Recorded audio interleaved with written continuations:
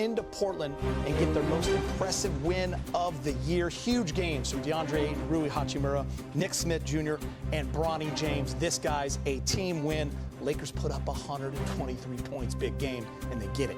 Look, kid, I'm going to have to go back to the original old school Worthy clap when I was bouncing up in the chair.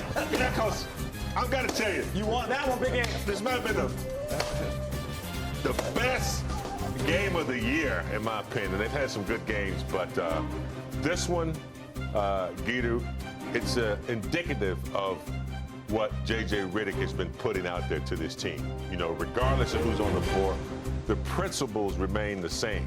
You know, you might not have the talented players, Luka, you might not have LeBron or Reeves, but you still have the same principles as a team. And I thought they worked it to the T tonight. I thought, you know, it was just a really good game. Smith coming in, doing what he did. Rui, you know, taking an 8 and coming back home to Portland, playing a good game. I just thought they did a good job defensively, and that was won the game for them. That was stretch. I just feel like when you look at these people that were in the game, they're all top 10 picks in the draft. So they probably saying, oh, this is what we can do if you let us play. And you look at the way Smart kind of kept everybody under control. You know, they had a little problem bringing the ball in, and Smart said, let me take it upon myself to bring it up, get us in position. You look at what Ayton was able to do on the inside. I think Ayton probably knew everybody he was going up against because of all the days in practice. But you look at Nick Smith coming off, you know, Jr. coming off the bench, play with no fear. Just going out there and dominate. You know, a couple of shots, I was like, is he? Oh, yes, he did. Oh, he made that. Yes, he did. And so that's what you got to have. You got to play with no fear. I talked about playing with, you know, fear, you know, playing fearless and playing with a lot of speed and playing really great. So this was just an exciting game to watch from beginning to end. I thought this may have been Bronny's best game of his NBA career. He was awesome tonight. You know, for a young kid that's been working toward, you know, trying to get more experience, he came in when they needed him. You know, he had some assists. 6. He had some assists. He had big rebounds, kept the ball in play, hit a big 3. So, you know, we talked about this, I think, when Derek was in here. We talked about how he gets to play with, you know, other big-time players. He'll learn more and adjust better. And I think, you know, this is a good game for Bronny as well. Bronny also hit 2 big free throws. Lakers have now won 4 in a row, 6 out of 7. And I know you guys were getting the same kind of text I was. Who's Nick Smith Jr.? We'll find out right now. Here he is with Mike Trudell. All right, Nick Smith Jr., what a night for you and your team. As Jackson Hayes comes over to say congrats, as the rest of your teammates did. Look, you knew that you guys were really shorthanded tonight. How were you able to step into that void and execute like you did? Well, I just wanted to come out here with energy, and Coach JJ and the coaching staff believe in me and believe in this group. No matter who we got, you know, our best players out. Just come out here and compete and win. And you know, I feel like we did that today, and we got to keep it going. I mean, look, you're on a 2-way. I know you're battling to get a full contract in the NBA like anybody else would, but the main focus being the team. Nonetheless, what does it feel like to come through in a moment like this? It's big for me, man, especially, you know, having a coaching staff. It just give me the utmost confidence just to go out there and play my game. And, you know, my teammates just definitely done a good job with me, just leading me in the right direction. And, you know, I'm learning a lot, man, and, you know, I'm just happy to be here. 3 short of your career high. Take me through the back-to-back threes in crunch time when Portland was trying to push on you. You know, I was open. I think Smarty was driving down the lane. He got created too, and I was open. I just took the shot, and you know, the last one, I think it was just a heat check moment. You know, I was open, so you know, I took the shot. All right, correct me if I'm wrong, but I was just going back to the back at halftime. Looked like you got a little sick. How were you feeling? You clearly were able to overcome it, but were you all right? Yeah, it was no way I was missing this one. You know, just to get a chance to play, you know, with the guys and get a chance to compete, and you know, I mean, I guess I needed it. I guess I don't know. Yeah, it just happened. All right, Nick. Well, what a job from you. Go enjoy it with your teammates. All right. Thank you. Get sick more often, Nick Smith Jr. Bring up the guy's sickness on TV. He's had a big game. 25 points. Getting light. 25 points, 10 of 15. He was 5 of 6 from 3. If you look at his box score, he had 8 points in the second quarter, 7 points in the third, 10 in the fourth. plus-minus a +9. The Lakers were 9 points better with him on the floor. And by the way, James, also 6 assists. Game ball goes to a few different guys. He definitely is one of those guys. Without question. I mean, look, you give players the minutes, and they'll probably produce if you give them the time to play. This guy was in Charlotte, unorthodox, style of dribbling and getting away from you to get his shot off, and perfected it tonight. He's crafty. Yeah. You watch him play. He's got a herky-jerky game, and he gets to his spot. And for me, he played under control. Sometimes when you get hot, you can come out and take a lot of shots. So I'm hot. Let me try to go for mine. He stayed in rhythm. And I think the best thing was when Marcus Smart took over and was penetrating, get him easier shots. Because sometimes when you're such a great ball handler like he is, you can try to create and manufacture a shot for yourself. But sometimes it's a lot easier to just sit in the corner and take a shot. And I think Marcus Smart did that for him. You're always so excited in these kind of games because I'm always like, oh man, no one's playing tonight. And you love it because you always said, I got a lot of sugar back in the days when Shaq and Kobe would play. That was the one thing I'm putting up numbers. When I go to an old arena where I played at, where I used to be on that team, or when the stars are out, time to shine. Yeah, it's always been a comfortable situation. You look it down the line, you say, okay, A is out, B is out. Okay, there's going to be a lot of balls being, especially when you got a team that loves to play with one another. Now, you can sometimes play on a team of guys that he says, oh, I can get mine because I'm on the contract. You think about this guy, he's on a two-way deal. He could have went out and forced the issue, but he didn't. He let the game come in. And it's so much fun and better because you can really see how good players are. Sometimes we don't understand how much of a backseat some players take. You think of what DeAndre Ayton did when he was in Portland. Everybody like, he didn't put up numbers there, because he had all these other guys trying to get numbers. Tonight, when you go into a guy, he can show you his ability, what he did. You look at Rui. Rui did his thing. Everybody had the opportunity to score. So that lets you know there's a lot of talent on that bench in the late side. They doesn't have the opportunity to do it. Ayton, Rui Hachimura and DeAndre Ayton, they combined for 57 points. They hit 24 out of 34 field goals. Did it from the three-point line as well for Rui, 2 for 4. The rebounds for DeAndre Ayton, 10. I want to talk Ayton big game. Listen, we mentioned this at halftime. This man has gotten so comfortable quickly. And 10 boards. And 3 blocks. And 3 blocks. And 3 blocks. So, he did his job on both ends of the court. He led tonight.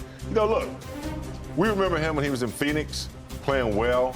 When he was beside CP3, had an experienced veteran there that knew how to make him play. He gets traded. Didn't work out that well. He's 27 years old, Geeter. You don't start peaking. I know Robert peaked when he was like 22, but you don't start peaking until you're like 27 in this league. I don't think I ever peaked. Still peaking. And he's right there right now. He's with a great franchise. A lot of time players, they get with franchises. All the NBA teams, it's a joy to play in the league. But when you get with the right franchise that is a winning franchise, kind of like when Rob came from Phoenix to Los Angeles, it was the right franchise for him. Good teammates, an organization that has history, wants to win, that brings out the best in players. So Ayton's, he's got a lot of years left, and I think he's realized where he is right now with Luka, with LeBron, with the Lakers' history. He's trying to make the best of it. You had a conversation with Allie and James in the pregame show, and you said, James, you don't know anything about this because you played with the Lakers your whole career. But when you go back to a place that you played, like DeAndre Ayton did for Portland, and it didn't go that great, he missed a bunch of games. The team was always in the cellar. He said, you got a little extra something. He had it tonight. He came out with a purpose. And you think about that last play, that statement dunk. I don't think I've ever seen him jump that high. He went up there with a thunderous dunk down the stretch. And for me, you have the opportunity to go back in the building you play with, had the opportunity to go up against, a franchise that you were in that uniform and it didn't work out the way you wanted to. You want to show them what you could do if you allowed me to do that. And I think with Ayton, he's such a great player. When you look back to when they went to the finals with Phoenix, I think everybody's it was CP3 and Book that did it. No, this guy averaged 20 and 10, and we forget that. I've been a big fan of his for a long time. Me and Brez had plenty of conversation where I said, no, this is the guy I want. Because you look at the people available, this is the only guy I think that we could use. And it's going to take time for him to be able to understand the organization, for the organization to understand him, because you think about he's not playing with a high flyer dunk. Even though he can do it, he wants to pick and pop and hit that 15-footer. So it's still, in the making of making a good team and understanding each other. But I like DeAndre Ayton. I like what he's done so far for this organization. You know who's probably proud tonight, big game, watching that game? LeBron James. Yeah. I don't know how many texts I got from my kids, everybody. Bronny with the exclamation marks. All right, time to hear from Coach J.J. Redick. Brought to you by your Toyota dealers. AJ, I suppose you have to be proud kind of an effort like that, down so many guys. Where does it start for you? What stands out the most? I would just say our mentality. You can't win in the NBA without stepping on the floor and expecting to win. And I thought our guys had that from the start.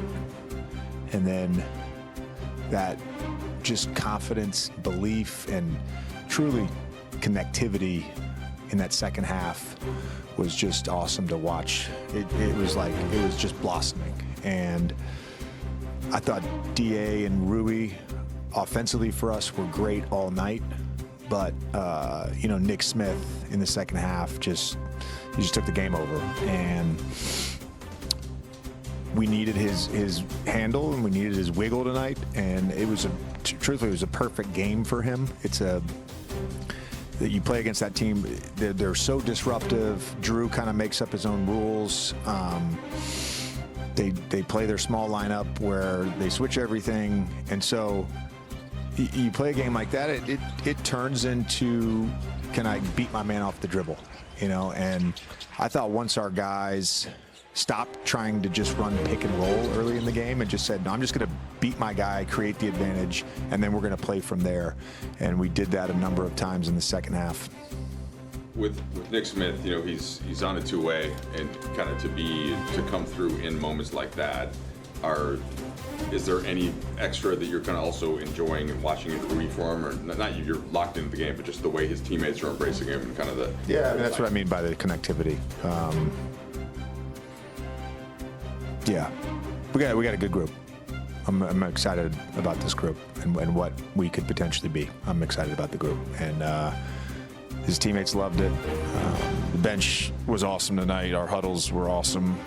Just again, expecting to believe, or expecting that we're going to win. I thought our guys had that all night.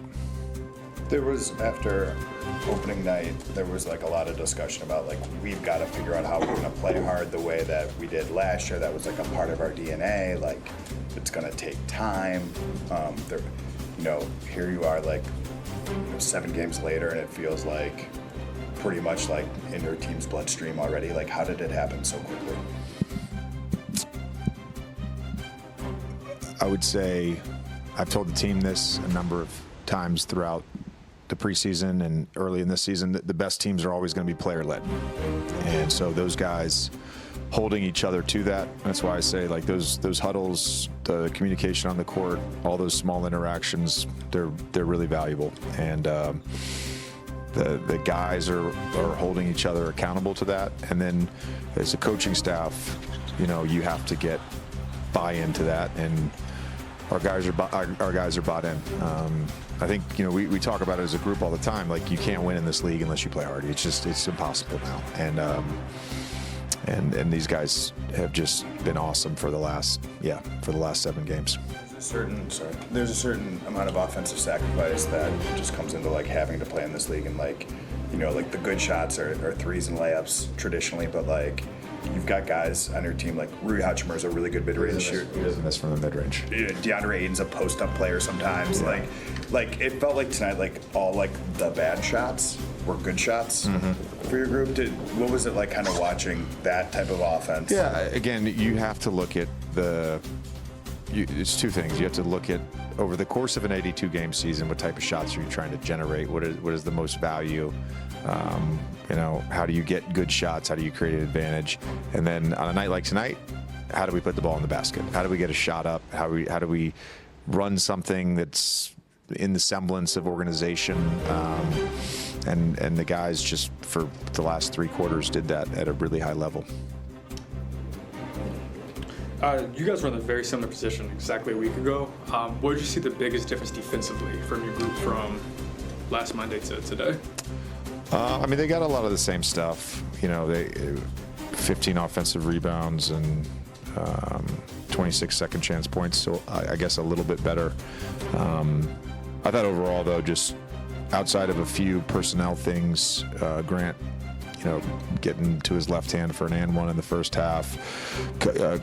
Abdi is he's a bull, getting to his right hand. And then, but we had some great shifts and some great on-ball stuff where we were really dialed into personnel. That's what we told the group before the game. Like, this is a personnel game, similar to last night. It's a personnel game. This is not a how do I guard this action game. It's how do I guard my guy. And I thought our for the most part, our attention to detail on that was really high.